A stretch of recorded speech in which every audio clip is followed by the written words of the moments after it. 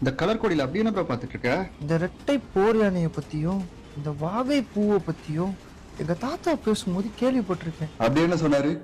பெரிய மக்கள் புரட்சி நடந்ததாகவும் இந்த கட்சியையும் இந்த கட்சி தலைவரையும் பல கட்சிகள் முதுகுல குத்தி வீழ்த்த முயற்சித்ததாகவும் இந்த கட்சியோட மொத்த ஹிஸ்டரியும் மறைக்கப்பட்டதாகவும் ஒரு வரலாறு இருக்கு.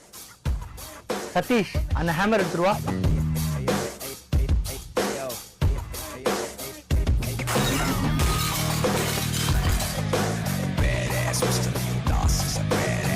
சதீஷ், இது இமீடியட்டா க்ளீன் பண்ணு. பீட்டர், ஜோசப் விஜய் யார் சொல்லிட்டு ரிசர்ச் பண்ணு. Not found. அப்படி யாரும் இல்ல. நாட் ஃபவுண்டா? அங்க ஒரு பெட்டி இருந்தது. எங்க?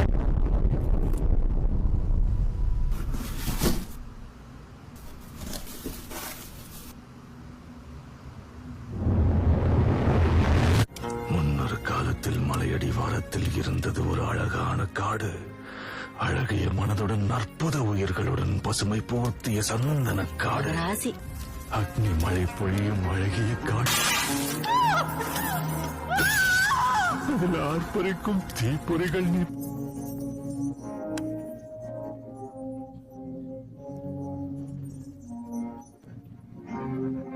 மொத்த பிராணிகளின் சுடுகாடாகி பாட்டாளி உழைப்பை உரியும் கொடிய அரக்கர்கள், ரத்தம் தின்று தேகம் சிதைக்கும் கொடிய சைத்தான்கள்,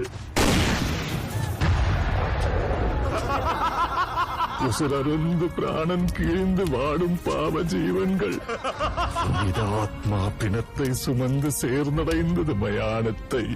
கோணிடுப்பு குனிந்த தலை, கடும் சாபம் தலையெழுத்து, வாழ்வழித்து கடவுள் மேலே போய்விட்டது நம்பிக்கை.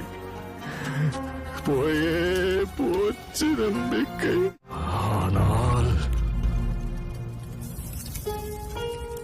சூத்திரதாரியின் சூதனை எரித்து அகங்காரனின் நெஞ்சை கிழித்து மாயாசுரனை நிர்மூலமாக்கும் துரையாய் நொந்து வென்றவரின் பரவசத்தை சுமந்து வந்தால் ஒரு மகாதாய். கருவினில் என்னை சுமந்து தெருவினில் நீ நடந்தால் தேரினில் ஊர்வலமே அம்மா. ஜோதியாய் ஒரு பெண் எரிமலை ஒன்றை பெற்றெடுத்தார்.